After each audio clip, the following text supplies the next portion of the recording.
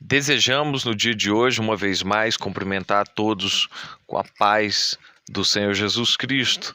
Seja muito bem-vindo ao canal A Luz da Bíblia, Daniel Silva, esse canal que tem com o intuito divulgar, difundir a palavra de Deus, nada mais do que a palavra de Deus, e nós temos cursado um caminho aí de apresentar aos irmãos, aos inscritos, né, e aqueles que por curiosidade entram no canal, apresentar uma série de lições bíblicas, né, lembrando que nas Assembleias de Deus, relacionado a missões, nós temos todo trimestre um tema, e esse trimestre, né, esse período de 3 meses, nós estamos estudando sobre a supremacia da Bíblia, sobre a sua inerrância, sua infabilidade, né, e nós viemos discorrendo alguns textos, alguns temas, né, e o tema de hoje, né, a lição de número 6, que foi aplicado no dia 6 de fevereiro, ela tem como título A Bíblia como um guia para a vida. Eu vou deixar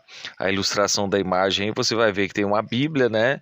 Uma lâmpada do lado, e quando você abre a Bíblia, a ilustração está mostrando que emana uma luz, né, desse livro sagrado que é a Bíblia, né? Então a gente já começa a ter um vislumbre da ideia que quer transmitir a lição, tá bom?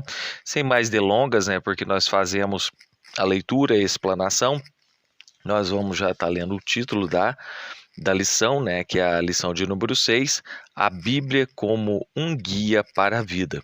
O texto áureo está no Salmo 119, 105, que diz: Lâmpada para os meus pés é tua palavra e luz para o meu caminho.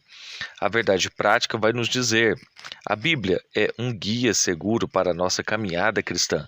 Alicerçados nos ensinos da palavra de Deus, somos instigados a viver com sabedoria e prudência.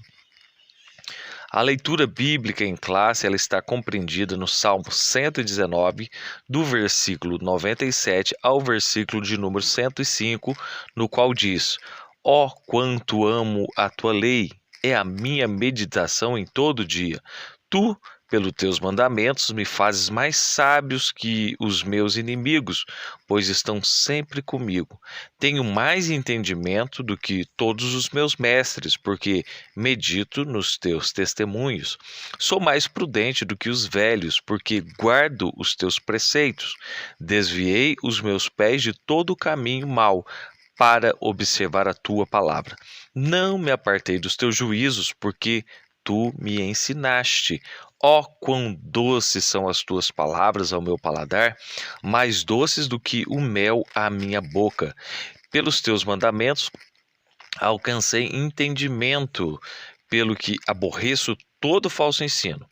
Lâmpada para os meus pés é tua palavra e luz para o meu caminho. Vamos direto para o comentário. Introdução. A Bíblia, quando obedecida, torna-se um verdadeiro guia para o viver cristão. Cristo nos adverte ao exame das Escrituras, porque nelas estão reveladas as palavras de vida eterna. Tiago assevera que a palavra de Deus transforma a nossa natureza e nos conduz pela vereda da salvação. Nesta lição veremos que a Escritura é um alicerce constituído de sabedoria e prudência para a vida. Já na introdução aqui nós já vemos o autor nos levando a João 5,39, em uma das falas de Jesus, uma das exclamações dele, né?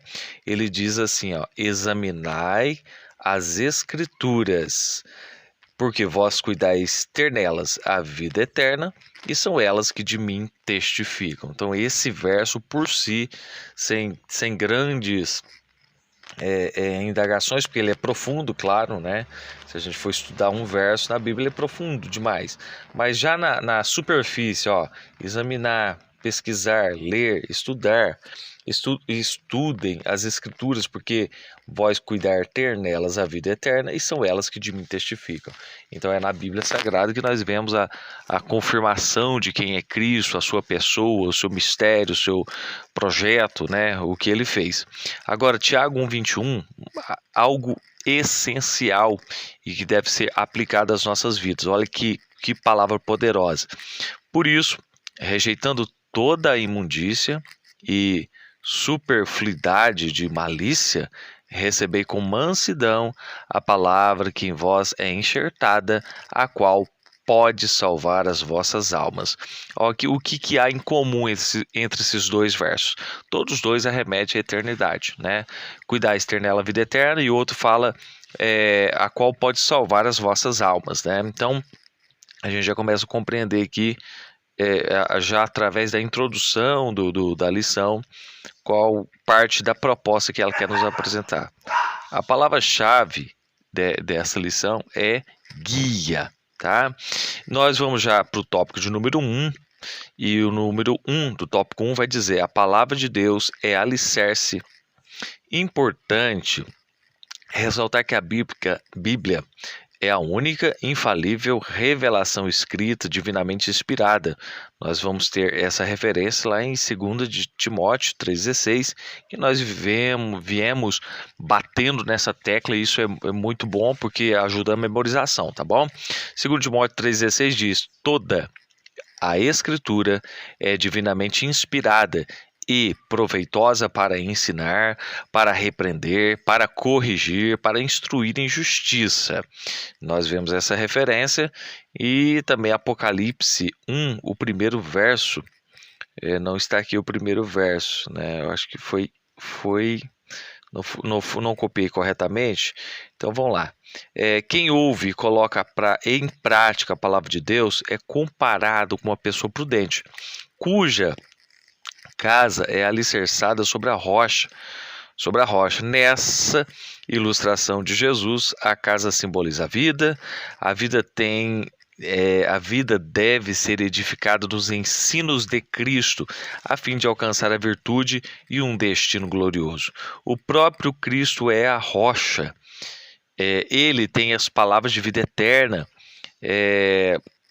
E a síntese desse grande ensinamento é que nem as crises dessa vida e nem a eternidade pode abalar quem está firmado em Cristo e na sua palavra. Então, o número 1 do tópico 1, ele declara que a palavra de Deus é alicerce. E o que é o alicerce? O alicerce é o primeiro estágio de qualquer construção, né? Desde a sondagem do terreno e depois do lançamento dos alicerces. Jesus, ele usou essa figura, essa ilustração, lá em Mateus capítulo 7, versículo 24, dizendo que é alicerce.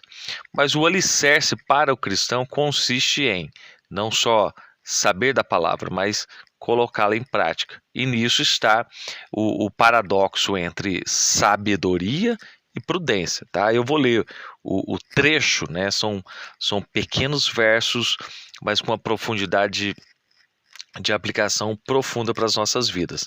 Diz assim, Mateus 7, a partir de 24: todo aquele, pois, que escuta essas minhas palavras, ou seja, a Bíblia, né, e as pratica, assemelhá-lo-ei ao homem prudente, que edificou a sua casa sobre a rocha, e desceu a chuva, e correram rios, e assopraram ventos, e combateram aquela casa, e não caiu, porque estava edificada sobre a rocha. E aquele que ouve estas minhas palavras e não as cumpre, compará-lo-ei ao homem sensato, que edificou a sua casa sobre a areia, e desceu a chuva, e correram rios, e assopraram ventos, e combateram aquela casa, e caiu, e foi grande a sua queda. Então, o número 1, ele me arremete a essa analogia que Jesus faz sobre prudente ouve, constrói casa firme. E o tolo, né, o insensato, ele ouve, não põe em prática e a casa cai, né? Então é uma aplicação bem objetiva. Agora, a vida deve ser edificada nos ensinos de Cristo a fim de alcançar a virtude do destino glorioso. Ou seja, qual que é o destino glorioso? Nós estamos falando da fé que professamos, nós estamos falando das doutrinas que cremos, e uma delas é a doutrina relacionada à vida eterna, entendendo que nós estamos aqui somente de passagem como peregrinos. E João 3,16 diz sobre isso, né? Porque Deus amou o mundo de uma tal maneira que enviou o seu Filho único, o Filho unigênito, para que todo aquele que nele crê não pereça, mas tenha vida eterna. Então, Cristo é comparado também em Coríntios 10,4 com essa rocha. E deixa eu ler aqui, ó. Cristo, ele é comparado, localizando aqui o verso, com a rocha, né? Mas vocês também beberam da pedra espiritual que é Cristo. Então, Cristo é a rocha. E Cristo Jesus, ele tem, o que ele tem? As palavras da vida eterna. Isso não ficou retido somente naquela ocasião em que Pedro indagou, né? Que Pedro afirmou, né? Tu tens a palavra da vida eterna. Isso é algo atual, tá? João 6,68, respondeu-lhe, pois, Simão Pedro: Senhor, para quem iremos nós? Tu tens as palavras da vida eterna. Sim, número 1, nós finalizamos aqui. E o interessante, né, é que da analogia que Jesus faz sobre a casa, ela, qualquer uma delas, seja qualquer uma das duas casas, ela sofreu o mesmo tipo de intempéries, né? De a força da natureza contra ela. Correram rios, desceram as chuvas, bateram contra aquela casa. A diferença é que todos nós passamos por situações assim. A diferença de quem vai se manter de fé vai ser a maneira com que você coloca a palavra de Deus no seu coração.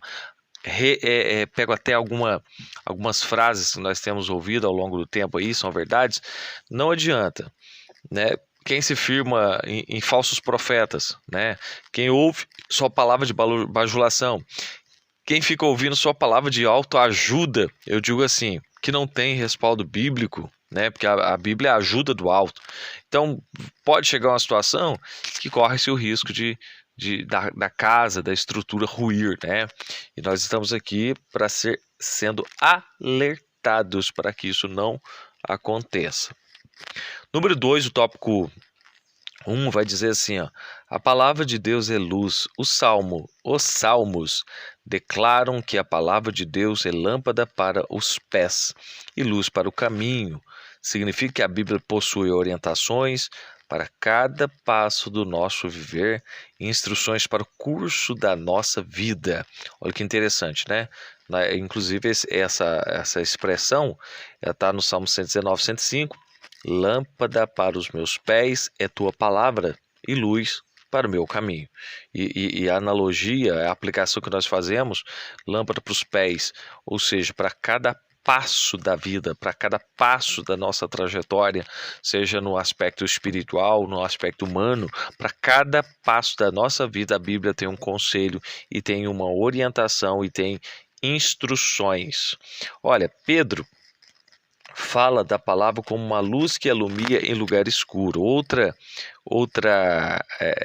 declaração aqui, né, como uma luz que alumia em lugar escuro, né? Mais uma vez você vê aí, vamos dizer assim, o emprego de comparações que é feito acerca da palavra de Deus como uma luz, como um farol, como um guia, como uma iluminação para o nosso viver diário. 2 Pedro 1,19. Quer dizer que a luz das Escrituras dissipa a escuridão espiritual e nos conduz em segurança pelo caminho da vida eterna. Cristo disse: eu sou a luz do mundo. Quem me segue não andará em trevas. Você vai conferir essa referência em João 8,12. Eu vou repetir. Eu sou a luz do mundo. Quem me segue não andará em trevas. E Paulo, o apóstolo dos gentios, ele diz, e Paulo ensina que devemos andar como filhos da luz, isso é, afastados da prática do pecado. E essa referência de Paulo, dizendo sobre filhos da luz, está lá em João Efésios 5,8, deixa eu localizar aqui, Efésios 5,8, porque noutro tempo erais trevas. Noutro tempo quando? antes de aceitar a Cristo, antes de confessar os nossos pecados a eles, antes de vivermos verdadeiro arrependimento, ou seja, mudança de vida. Antes, noutro tempo, eras trevas, mas agora, a partir do momento que aceitou a Cristo, que vive para Ele, que vive guiado pela Bíblia Sagrada, que é a palavra de Deus, mas agora sois luz no Senhor. Andai como filhos da luz. Agora sois luz no Senhor. Andai como filhos da luz. Isto é, afastados da prática do pecado. E essa referência está lá em 1 de João, o verso 3, 1 de João, capítulo 3, versículo 6, que diz: qualquer que permanece nele não pratica o pecado. Qualquer que permanece em pecado não viu nem o conheceu. Qualquer que permanece nele quem? Jesus Cristo, não pratica o pecado. Quando fala não pratica o pecado aqui no contexto, está dizendo ele procura não pecar, porque nós como seres humanos ainda somos falhos, né? E não podemos pegar as nossas fraquezas como desculpa para o pecado. Mas o texto está dizendo assim, ó: qualquer que permanece nele não pratica o pecado. Qualquer que permanece em pecado não viu e nem o conheceu. A partir do momento que uma pessoa realmente tem o conhecimento de envolvimento prático e sofre o impacto do contato dele com Cristo, ele vai procurar evitar o pecado, passar de largo, e se ele pecar, se ele vir a pecar, porque é possível, né, vai ser por acidente, mas ele vai voltar o mais rápido possível a Cristo, pedindo perdão pelos seus pecados e se reconciliando com ele novamente. Número 3 do tópico 1, a palavra de Deus é imutável. Tendo a inspiração divina como pressuposto, ratificamos novamente que a palavra de Deus é nossa autoridade final de fé e prática. Gente, quero deixar claro aqui que nós estamos falando para cristãos, né? Essas lições são aplicadas para aqueles que são cristãos praticantes, mas não só para esses, mas também para aqueles que têm, vamos dizer assim, uma admiração pela fé cristã. Então, toda a aplicação que é feita da lição e das expressões bíblicas que estão aqui, a gente tem que entender nesse contexto de alguém que já está familiarizado com a fé. Por isso que a gente fala com a convicção que a Bíblia nos dá e com a crença que nós temos que a Bíblia é a única regra de fé e autoridade final, tá? Nós não estamos forçando ninguém a crer nisso, mas nós estamos expondo isso como aquilo que nós cremos e convidamos você, claro, a investigar isso, a procurar entender isso. Será que é real isso, né? E procurar viver uma vida com Cristo através da palavra de Deus, tá? Então a gente deixa muito bem claro isso. 2 Pedro 1,21, essa referência nós temos batido nela e é importante, olha, 2 Pedro 1,21, porque a profecia, que profecia? Profecia bíblica, nunca foi produzido por vontade de homem algum, mas os homens santos de Deus falaram inspirados pelo Espírito Santo, tá? Nós viemos aqui, a Bíblia difere de outros livros, porque seus ensinamentos são fidedignos e confiáveis, não erram nem falham. Desse modo, o texto bíblico permanece inalterado. Por conseguinte, os princípios bíblicos têm aplicação hoje, assim como tiveram antigamente. Vamos lá, Marcos 13:31, passará o céu e a terra, mas as minhas palavras não passarão. A palavra de Deus é eterna, né? Os princípios têm aplicação hoje, assim como tiveram antigamente. Isaías 55:11. Assim será a palavra que sair da minha boca. Ela não voltará para mim vazia, antes fará o que me apraz e prosperará naquilo para que foi enviada. Essa expressão está lá em Isaías 55:11, lá no Antigo Testamento, 700 anos de Cristo aparecer no cenário da Palestina, ou seja, a outra referência está em Marcos 13:31. Então pegamos uma referência do Antigo Testamento, depois pegamos uma referência de Marcos e de certa maneira dando a entender que a palavra de Deus é atemporal, ela não está circunscrita a um pequeno espaço de tempo, mas ela é uma aplicação para a vida inteira e para a eternidade. Os padrões da ética e da moral cristã não sofrem mudança. Portanto, os valores cristãos são permanentes, pois a fonte de autoridade é permanente. Assim sendo, o comportamento e o caráter do cristão se alicerçam nas doutrinas bíblicas. Deixa eu respaldar aqui esse comentário. Então, o cristão bíblico, crente em Jesus Cristo, e os valores morais, de onde que ele pega uma referência? Ele pega de um Deus moral, né? De um Deus santo, de um Deus moral, que deixou as suas orientações através da Bíblia Sagrada. Para nós, a revelação está na Bíblia, e aí ele vem e ilumina o nosso entendimento para compreender isso.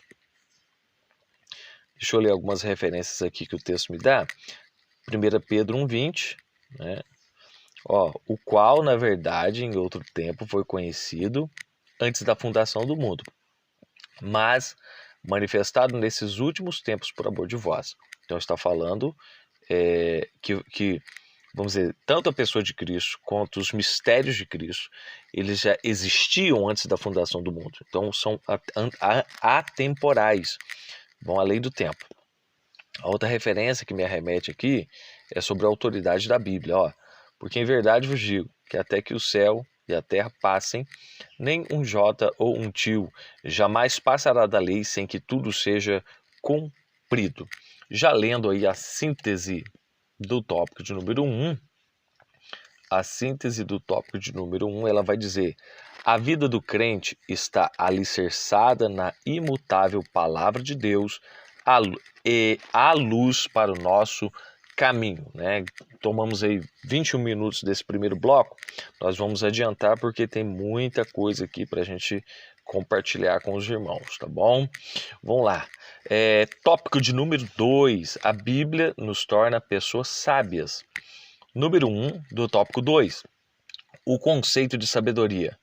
O substantivo hebraico para sabedoria é Hokmah, e seu correspondente em grego é Sofia. Deixa eu fazer nós entendermos aqui. Então, a mesma palavra, de onde é extraída a palavra sabedoria nos seus originais, como a gente disse em aulas anteriores, o hebraico, o Antigo Testamento e Novo Testamento grego, né? Então, no Antigo Testamento, a palavra sabedoria, o conceito dela, vem da palavra Hokmah, e no grego é Sofia. E eu fico feliz porque minha filha chama-se Sofia. Ambas as palavras, mas falando aí das palavras, ambas as palavras têm o sentido de habilidade, experiência e qualidade de quem é sábio.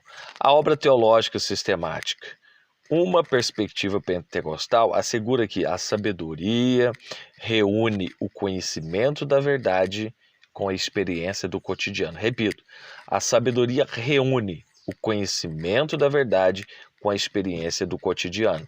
Significa que o conhecimento absorvido pela mente, qual conhecimento? Conhecimento bíblico, divino, né? E também não só bíblico divino, entenda bem, tudo aquilo que corrobora com a palavra de Deus, com os ensinamentos bíblicos e colocado em prática, em coerência com a palavra, ela também nos torna sábio. Então, a absorção do conhecimento é uma coisa, a prática do conhecimento é outra, é ela que nos leva, a aplicação do conhecimento adquirido que nos leva à sabedoria. Então, repetindo aqui o que o autor diz, significa que o conhecimento absorvido pela mente deve ser aplicado em todas as situações da vida. Nós temos aqui uma referência lá no livro de Provérbios, capítulo 4, do 5 em diante, diz: adquire sabedoria, adquire inteligência, e não te esqueças, nem te apartes das palavras da minha boca, não a abandones, e ela te guardará. Ama, e ela te protegerá. A sabedoria é a coisa principal. Adquire, pois, a sabedoria. Emprega tudo que possuis na aquisição de entendimento. Exalta, e ela te exaltará. E abraçando-a tu, ela te honrará. Palavras de Salomão, certamente de Davi para Salomão, né? Está no livro de Provérbios. Então, a sabedoria é a coisa principal. Adquira, esforce, empenhe-se em adquirir. E de qual sabedoria que nós estamos falando? Primeiramente, sabedoria do alto, tá? Sem dúvida nenhuma. A outra referência, nesse aspecto, o conhecimento sem prática não produz sabedoria. Então, de uma forma ou de outra, conhecimento é conhecimento. Sabedoria é a prática bem aplicada daquilo que se conheceu. E essa referência nós temos em Provérbios 3,7. Não seja sábio a teus próprios olhos. Teme ao Senhor e aparta-te do mal. Então, uma coisa é ser sábio. Quando eu não me aparto do mal, quando eu não temo a Deus, ou seja, não respeito, não honro a Deus, eu posso até ter um grau de conhecimento, mas isso não implica que seja uma sabedoria aplicada, né, da forma prática, né? Então a Bíblia nos exorta lá em Provérbios 3,7, não seja sábio aos teus próprios olhos, não é a minha, eu não sou a fonte do saber, a fonte do saber é Cristo, né? E a melhor interpretação de aplicação vem dele. Número 2, do tópico 2, diz, Deus é a fonte da sabedoria. A sabedoria é um dos atributos divinos, portanto, Deus é a fonte. A sabedoria divina é inescrutável. Toda a sabedoria dos santos provém da parte de Deus. Em resumo, visto que Deus é a verdadeira sabedoria, as suas palavras e seus atos são igualmente sábios. Nesse sentido, todos os que vivem de acordo com os preceitos da palavra de Deus são considerados pessoas sábias. Então, vamos lá. Essa sabedoria da qual nós estamos relatando aqui dentro do contexto do estudo bíblico, né, dessa lição bíblica, a fonte dessa sabedoria é o próprio Deus. E a sabedoria é um dos atributos divinos. E o que é um atributo? Resumindo a palavra, o que significa atributo? Qualidade inerente de um ser. Qualidade própria de um ser. Então, resumindo, a qualidade própria que está em Deus, né? Ou seja, a sabedoria está em Deus. E nisso nós vamos ver algumas referências aqui. Exemplo, Daniel 2,20. Falou Daniel dizendo, seja bendito o nome de Deus de eternidade a eternidade, porque dele são a sabedoria e a força. Quero repetir esse verso. Falou Daniel dizendo, seja bendito o nome de Deus de eternidade a eternidade, porque dele são a sabedoria e a força. Nós vemos essa referência. A outra referência que nos é arremetida, ela vai estar, deixa eu ver aqui, em Romanos 16:27. Ao Deus único, sábio, seja a glória por Jesus Cristo para todos sempre. Amém. Então, ao Deus único, sábio. Então, a Bíblia declara que Deus é sábio e verdadeiramente Ele é. Efésios 16:27. Ao Deus único, sábio, seja a glória por Jesus Cristo para todos sempre. Amém. Nós já lemos essa referência. A outra referência está lá em Romanos 11:36. Porque dele e por ele e para ele são todas as coisas. Glória, pois, a ele eternamente. Amém. Vale destacar aqui que em Romanos 11:36, esse aqui é a parte inicial das exclamações de Paulo após escrever o capítulo 11. Ele falou a profundidade da sabedoria de Deus, quão inescrutáveis são os seus caminhos. É uma exaltação que Paulo traz acerca da sabedoria de Deus aplicada a Israel, e aos gentios. Agora, Efésios, nós temos aqui, deixa eu confirmar, Efésios 1, verso 8 e 9, diz que ele fez abundar para conosco em toda sabedoria e prudência, descobrindo-nos o mistério da sua vontade segundo o beneplácito que propuser em si mesmo, tendo iluminado os olhos do vosso entendimento, para que saibais qual seja a esperança da vossa vocação e quais as riquezas da glória da sua herança nos santos. Inclusive, a parte B aqui desse verso que eu acabei de ler, nós falamos ele na aula passada, mas então eu vou pegar a parte A, descobrindo-nos o mistério da sua vontade segundo o seu beneplácito, e a parte inicial de todas diz que fez abundar para conosco em toda sabedoria e prudência. Então, toda sabedoria e prudência revelada de Deus, revelada à igreja, ele tem como fonte o próprio Deus. E, consequentemente, dentro do verso que nós lemos, que é o verso final, verso 9, isso vai trazer uma iluminação, um aclaramento à nossa mente e às nossas ideias para compreender os propósitos de Deus. Para nós fecharmos aqui o número 2 do tópico 2, eu ainda vou reiterar aqui, repetir alguma coisa da leitura. Ó. Em resumo, visto que Deus é a verdadeira sabedoria, as suas palavras e seus atos são igualmente sábios. Aí eu tenho como referência aqui, ó, Salmo 19, 7. A lei do Senhor é perfeita e refrigera a alma. O testemunho do Senhor é fiel e dá sabedoria aos simples.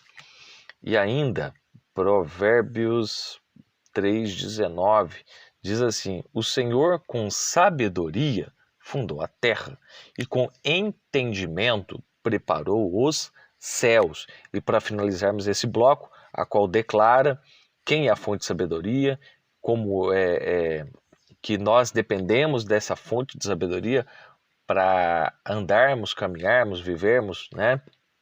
1 Coríntios 2, o 6 e o 7, diz assim: todavia falamos sabedoria entre os perfeitos, não porém da sabedoria deste mundo, nem dos príncipes, nem do mundo que se aniquilam, mas falamos a sabedoria de Deus, oculta em mistério, a qual Deus ordenou antes dos séculos para nossa glória. Então aqui interessante, Coríntios capítulo 2, a partir do verso 6, que o autor aqui, o escritor, no caso, a pessoa que foi usada para escrever essas expressões, no caso foi Paulo, ele até começa a fazer distinção entre a sabedoria dos príncipes e a sabedoria de Deus, entre a sabedoria do mundo e a sabedoria que vem da parte de Deus. E nós hoje estamos aqui, enfaticamente, falando da sabedoria que vem do coração de Deus.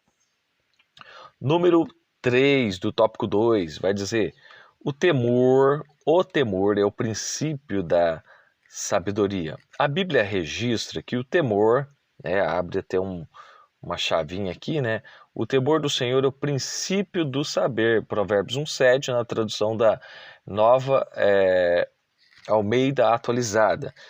O temor do Senhor é o princípio do saber. A frase temor do Senhor não significa ter medo de Deus, mas expressa reverência e adoração. Essa atitude é o preceito pela qual se inicia a sabedoria. O temor a Deus produz entendimento e, por meio da obediência às Escrituras, cristãos passam a viver como pessoas sábias. E, em contraste, os que rejeitam o Senhor e a sua palavra permanecem na ignorância. Então nós vamos falar aqui o que significa o temor a Deus, porque em primeiro contato com a palavra, sem entender contexto e raiz da palavra, nós muitas vezes as pessoas interpretam o temor como medo. E não é isso que o texto está dizendo. O Provérbios 1,7, ele diz: o temor do Senhor é o princípio do saber. Então o início, a fonte, o começo de toda a sabedoria consiste no sentimento de temor a Deus. Outro dia eu achei até interessante um amigo dizer: sou temerário a Deus, sou temerário a Deus. Eu entendi que ele estava falando sobre, em outras palavras, que ele temia a Deus, que ele tinha temor a Deus. Isso eu achei muito interessante. O temor a Deus, então, implica em amor voluntário, reverência, respeito, adoração pelo que ele é. Amor, reverência, respeito, zelo pelo nome de Deus, zelo pelas coisas de Deus, isso é temor, é aquele respeito, E outra coisa, respeito, nós não estamos falando de medo de Deus, Porque isso não seria um relacionamento. A Bíblia diz que o amor lança fora todo medo, e aquele que teme não é perfeito em amor, ou seja, no texto que eu citei agora, é medo. Aquele que tem medo não é perfeito em amor. Mas o temor aqui que nós estamos falando com base de Provérbios 1,7, ele está falando no temor a Deus, no respeito, reverência, amor, adoração, uma vida de de zelo pelas coisas de Deus. Ó, peguei aqui Provérbios 1:7, né? Talvez está em outra tradução, mas eu vou ler. O temor do Senhor é o princípio do conhecimento. Ponto e vírgula. Os loucos desprezam a sabedoria e a instrução. Então, o temor do Senhor é o princípio da sabedoria ou do conhecimento. Os loucos, aqueles que não temem a Deus, não respeitam a Deus, não respeitam as coisas sagradas, eles simplesmente desprezam a sabedoria e a instrução. Ainda falando sobre o temor a Deus é o princípio de sabedoria, Deuteronômio 10:12. Agora, pois, ó Israel, que é que o Senhor teu Deus pede de ti, senão que temas o Senhor teu Deus, que andes em todos os seus caminhos, que o ames, que sirvas ao Senhor teu Deus com todo o teu coração, com toda a tua alma. Ele é o teu louvor e o teu Deus, que te fez grandes e temíveis coisas e os teus olhos têm visto. Então, achei muito bom esse texto do livro de Deuteronômio, capítulo 10, verso 12, porque é como se o autor aqui, no caso Moisés, o escritor Moisés, ele pormenorizasse parte do que seja o temor a Deus. Parte do que seja, porque o temor a Deus é mais abrangente, né? Então, mas vamos tentar aqui, colocar numa escala aqui de organização, diz assim, ó. Agora, pois, Israel, que é que o Senhor teu Deus pede de ti, senão que temas ao Senhor teu Deus. O que seria o temor aqui, ó? Que andes em todos os seus caminhos, ponto 1. Que ande em todos os seus caminhos. Que ande em todo o seu modo de vida proposto. Primeiro, que andes. Depois, que o ames. Segundo ponto, que o ames. Terceiro ponto, que o sirva ao Senhor teu Deus. Tá? Sirva. E a qualidade dessa servidão seria com todo o coração e com toda a alma. Com todo sentimento, com todo sentimento e também com todo o seu intelecto. Ó, ele é o teu louvor, motivo para temer a Deus. Ele é o teu louvor. Ele é aquele que merece ser elogiado, merece ser engrandecido, merece ser mencionado por quem ele é. Ó, ele é o teu louvor, o teu Deus, e além disso, que te fez grandes e terríveis coisas aos seus olhos. Ou seja, motivos, uma lista de coisas que discriminam o que é temer a Deus, desde andar nos caminhos, amar, servir, louvar a Deus, e há motivo pelo qual eu devo ter, um dos motivos pelo qual eu devo temer a Deus, pelas grandes coisas que Ele faz na nossa vida. Eu tenho certeza que em algum momento você tem também um testemunho para contar de coisas grandes que Deus fez a respeito da sua vida. E esse é um dos motivos que nós temos para temê-lo. Tendo feito essas considerações, nós vamos agora para o temor a Deus produz entendimento, né? Romanos 12, 1, 2, vou citar rapidinho. Rogo-vos, pois, irmãos, pela compaixão de Deus, que apresentei os vossos corpos em sacrifício vivo, santo, agradável a Deus, que é o vosso culto racional. E não sede conformados com este mundo, mas sede transformados pela renovação do vosso entendimento, para que experimenteis qual seja a boa, perfeita e agradável vontade de Deus. Então, o Romanos 12, 1, 2, quando fala sobre culto racional, ele se associa totalmente com a referência que a gente leu de Deuteronômio 12. Deuteronômio 10, verso 12. Tudo bem? Ainda, para fecharmos esse bloco, temos aqui duas referências. Uma delas está em Efésios 5,15. Portanto, vede prudentemente como andais. Ou seja, o conselho de Paulo sobre prudência. Vede prudentemente sobre temor. Vede prudentemente como andais. Não como néscios, não como loucos, mas como sábios. E para ser sábio, existe uma fonte e um caminho a ser percorrido. A fonte é Deus, o caminho é sua palavra, né? E para fecharmos o bloco de número 3, do tópico 2, nós vamos ver aí Salmo 14, verso 1. Disse o nécio no seu coração, não há Deus. têm se corrompido, fazendo-se abomináveis em as suas obras. Não há ninguém que faça o bem. Então, o nécio, o louco, aquele que desconsidera Deus, ele diz não há Deus, né? Em outras traduções, em outras aplicações dessa expressão, eles não querem nem saber de Deus, não quer o conselho de Deus, não quer a influência de Deus, não quer a direção de Deus, eles simplesmente ignoram a Deus. E o fim disso, infelizmente, como a gente já presencia na nossa rotina de pessoas que foram contra Deus, bateram de frente com Deus, e o seu fim não foi benéfico, né? Que nós tenhamos, Deus tenha misericórdia dessas vidas, que elas se voltem a tempo a Deus, né? E que Deus tenha misericórdia de nós, para a gente não entrar por um caminho que a gente desconsidere o conselho de Deus nas nossas vidas. Amém?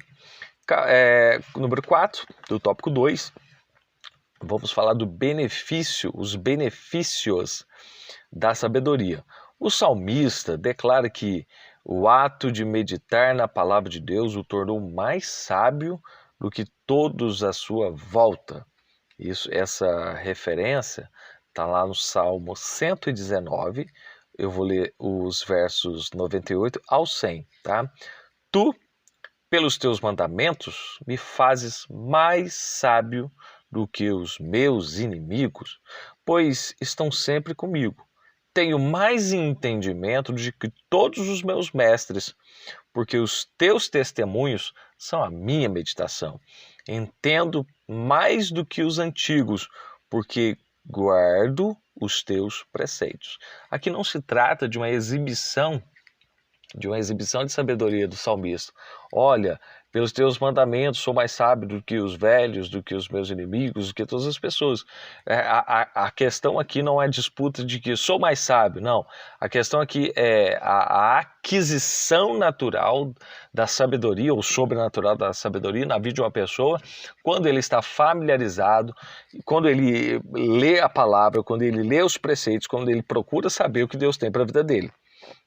Então, naturalmente, isso vai ser uma consequência, a sabedoria adquirida. Essa afirmação significa que ele adquiriu sabedoria ao aplicar os preceitos do Senhor na sua vida. Salomão assegura que a pessoa sábia tem muitos benefícios. Vamos ver aqui um dos benefícios da sabedoria. Provérbios 9:12. Se fores sábio, para ti serás sábio. Se fores escarnecedor, só tu o suportarás.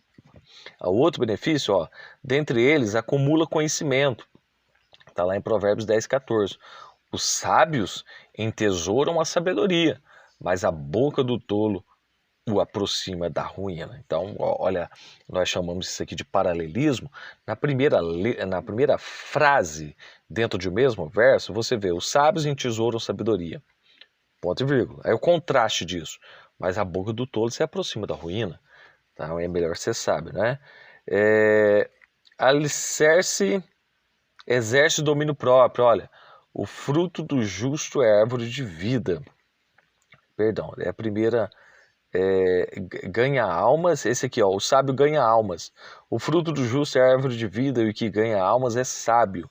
A outra referência, os sábios entesouram sabedoria, tá? Não é essa a referência. A outra referência é a prudência do homem faz reter a sua ira. A prudência do homem faz reter a sua ira. Não é só contar até 10 antes de agir. Isso aqui é muito mais do que contar até 10 antes de deixar explodir a sua ira. Isso aqui é algo que vem por uma ação do contato da mente dessa pessoa com a palavra que refreia ele, refreia. Algo sobrenatural vinculado também ao fruto do Espírito. Repito o verso, 19:11 de Provérbios. A prudência do homem faz reter a sua ira, e é glória sua passar por cima da transgressão. A glória dele é, deixa isso para lá, vamos passar por cima, resolvemos da melhor maneira, mas vamos seguir em frente, né? E é assim que deve ser a questão do domínio próprio adquirido por influência e ação direta da sabedoria que vem de Deus. Em vista disso, somos advertidos a empregar esforços na busca da sabedoria. A motivação para nos esforçarmos para adquirirmos a sabedoria. a sabedoria é a coisa principal. Adquire, pois, a sabedoria. Emprega tudo o que possui na aquisição de entendimento, porque são vida para os que as acham e saúde para o teu corpo. Então, é uma analogia muito especial, né? Vida para os que acham e saúde para o corpo. Influencia totalmente. Síntese do tópico de número 2. Deus é a fonte da sabedoria e por isso o temor do Senhor é o princípio de toda a sabedoria. Logo, meditar e aplicar a Bíblia em nossa vida nos torna pessoas sábias. Logo, meditar e aplicar a Bíblia em nossas vidas nos torna pessoas sábias. Eu não estou falando aqui de uma sabedoria humana ou de uma sabedoria para exibicionismo, não é isso não.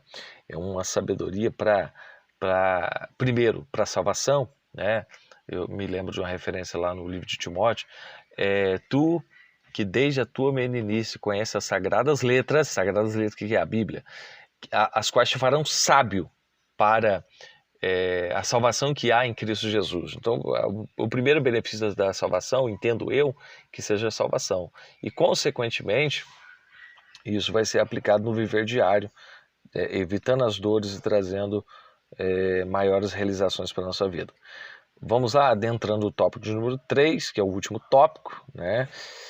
E diz assim, tópico 3, a Bíblia e a prudência para a vida. Número 1 do tópico 3, o conceito de prudência. O dicionário Wycliffe esclarece que o termo hebraico arum é usado no sentido positivo para identificar uma pessoa sensata e que o adjetivo grego sinetos enfatiza uma decisão inteligente. O dicionário Vine destaca que substantivo grego é feroneses e suas declinações denotam sabedoria prática. O que Sineses sugere é a avaliação que precede a ação, a avaliação que vem antes da ação. Em termos gerais, a prudência é a virtude que evita ações temerárias. Nesse aspecto, com cautela e bom senso, uma pessoa prudente é capaz de discernir e fazer a escolha correta. Eu gostei muito dessa aplicação e desse entendimento aqui, ó. Em termos gerais, ou seja, fazendo um panorama do entendimento que a gente vai ter aqui, em termos gerais, a prudência é a virtude que evita ações temerárias. Neste aspecto, com cautela e bom senso, uma pessoa prudente é capaz de discernir e de fazer a escolha correta, ou seja, pensar antes de agir.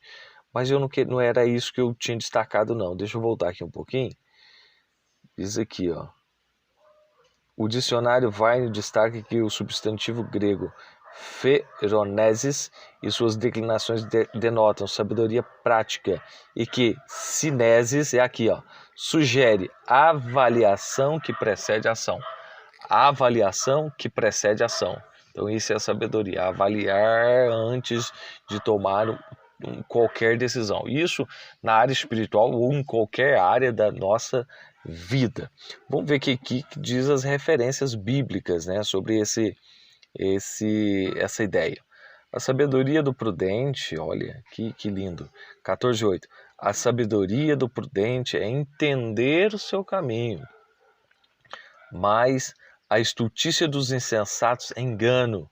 O simples, ou seja, o que não é sábio, né, dá crédito a cada palavra, acredita em tudo que ouve. Mas o prudente atenta para os seus passos, ele está fazendo análise, né? Ele vê a parte comportamental. Os simples herdarão a estultícia, mas os prudentes serão coroados com conhecimento.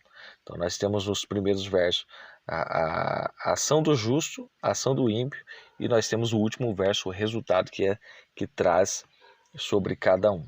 Correlacionando ao entendimento, ó, a sabedoria do prudente é entendimento, o seu caminho, mas a astúcia dos insensatos engana. O simples dá crédito a cada palavra, mas o prudente atenta para os passos. né? Ele não acredita em tudo que ouve, ele vê o procedimento, o comportamento, antes de chegar a qualquer conclusão. Ainda, Provérbios 15:5, o tolo despreza a instrução de seu pai, mas o que observa a repreensão se haverá prudentemente. Então o tolo, ele falou, olha, ele já despreza a correção, a instrução, mas o sábio, ele para analisar, para compreender aquilo que o seu pai ou o orientador está falando, e depois ele coloca em prática e ele vai ser feliz. Provérbios 16:21, o sábio de coração será chamado prudente, a doçura dos lábios aumentará o ensino. Continuando, agora nós vamos ver as palavras aqui, Lucas 1:17. Irá adiante dele, no espírito e poder de Elias, para converter os corações dos pais aos filhos e os rebeldes à prudência dos justos, com o fim de preparar ao Senhor um povo bem disposto. Por parte do ministério de João Batista. Coríntios 1:19. Porque está escrito, destruirei a sabedoria dos sábios e aniquilarei a inteligência dos inteligentes. Quando está dizendo aqui, não está dizendo aquele que teme a Deus, está dizendo aquele que não teme a Deus e que pensa que com base na sua sabedoria ou no conhecimento acumulado, ele possa aplicar isso nas áreas da sua vida. Nem tudo é aplicável. O que governa a nossa vida é aquilo que vem da palavra de Deus. Céus e terra passam, mas a minha palavra não há de passar. Número 2, do tópico de número 3, a prudência dos justos.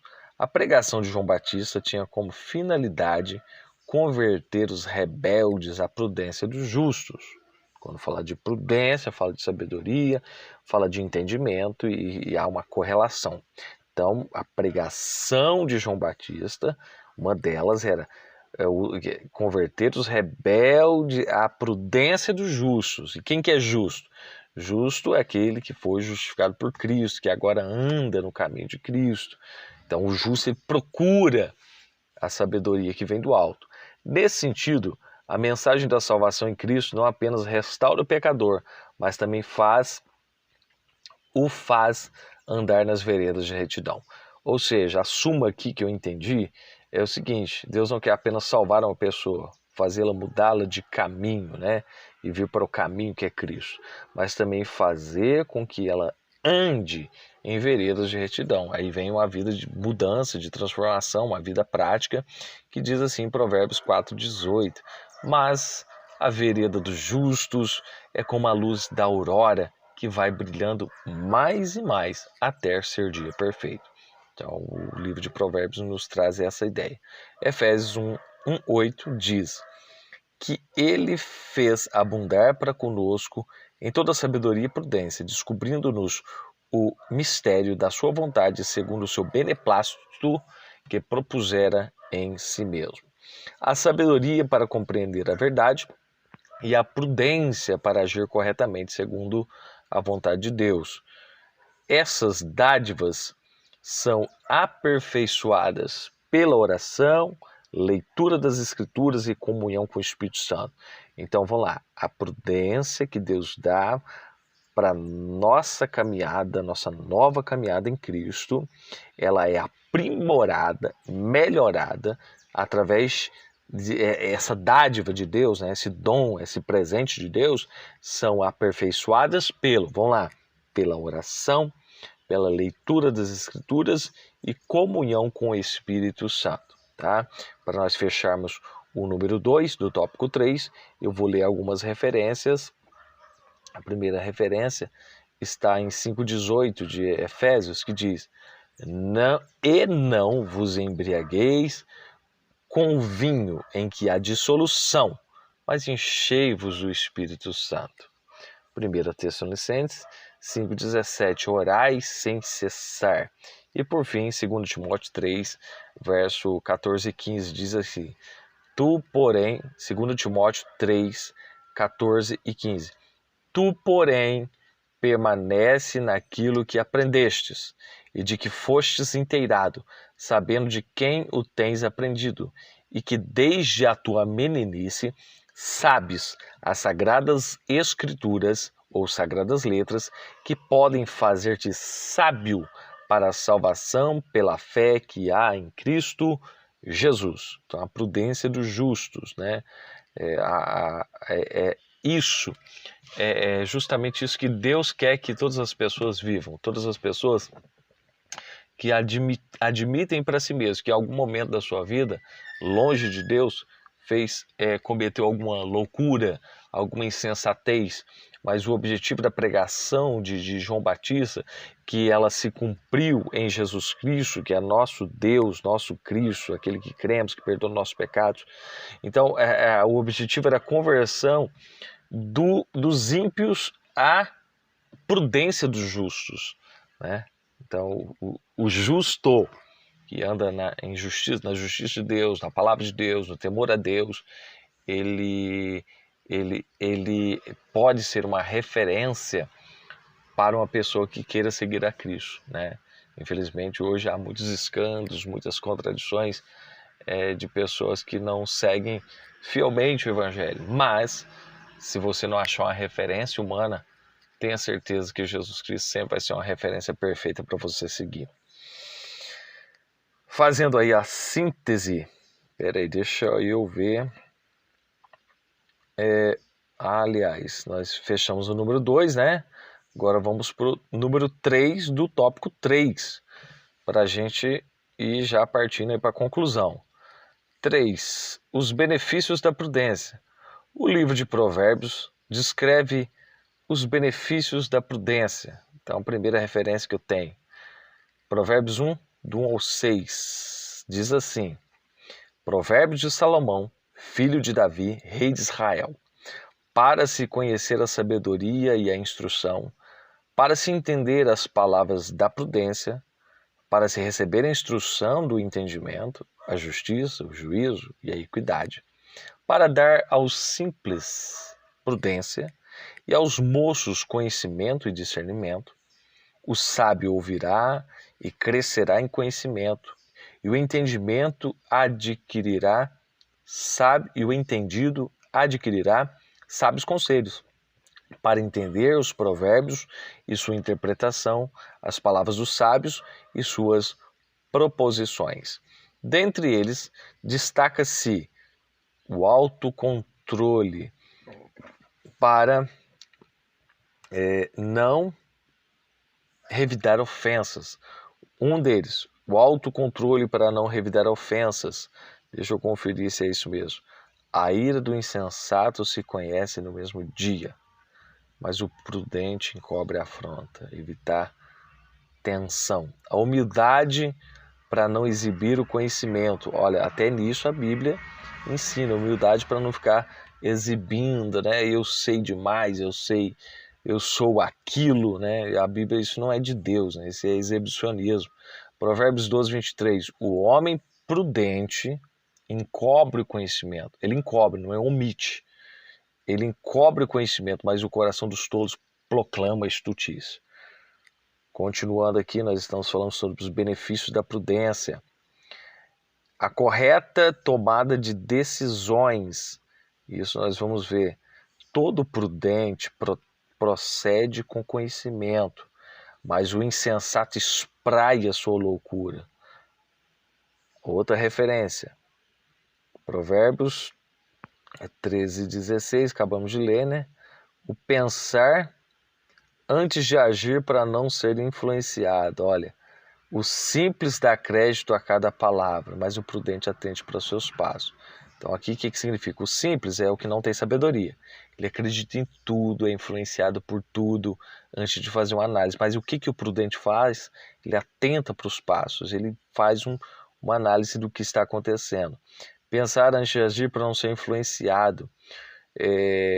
O alcance de boa reputação e boa posição. Nós vamos ver isso em 14:35. O rei se alegra no servo prudente.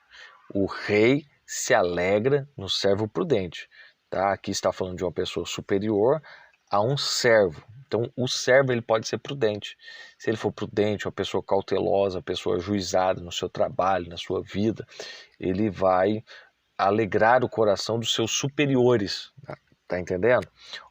mas sobre o que envergonha cairá em furor, ao contrário daquele que envergonha seus superiores. A sujeição ao aprendizado e à correção. Nós temos aí, ó, o tolo despreza a instrução de seu pai, mas o que observa a repreensão se haverá prudentemente. E desvia-se do perigo por meio de soluções antecipadas. Provérbios 22:3. O prudente prevê o mal, ele vê o mal, né? Esconde-se, mas os simples passam e acabam pagando, né? Então, a pessoa que vê que o negócio vai desandar, então ele não vai se envolve em algumas questões, né? Inclina os teus ouvidos e ouve as palavras dos sábios, e aplica o teu coração ao meu conhecimento. Caminhando aqui, e o desviar do perigo por meio de soluções antecipadas. Nos evangelhos, Cristo enfatizou que a pessoa prudente tem a palavra de Deus como regra de vida, com retidão e cumpre deveres com fidelidade. Por fim, cuida com esmero da sua vida espiritual e mantenha acesa a chama do Espírito Santo. Em vista disso, a Bíblia nos exorta a viver prudentemente e não como necios. Então aí a gente falou de aplicações do Antigo Testamento, principalmente enfatizando o livro de Provérbios, né? E eu aconselho você a ler um capítulo por dia para seu crescimento espiritual e para prudência e aplicação. E no Novo Testamento, aquela analogia que nós falamos lá no início, lá, do homem sábio, do homem tolo. Do homem sábio é aquele que ouve as palavras e procura logo colocá-las em prática na sua vida. E existem outras declarações do Novo Testamento, né? E para nós fecharmos pelo menos o bloco de número 3, o tópico de número 3, eu quero ler aqui a referência de Efésios 5,15, nós lemos, mas vou repetir. Portanto, vede prudentemente como andais, não como necios, mas como sábios. E ainda tem mais, remindo o tempo, por quantos dias são maus. Procurar entender qual seja a vontade do Senhor. A síntese do tópico 3 vai dizer: a prudência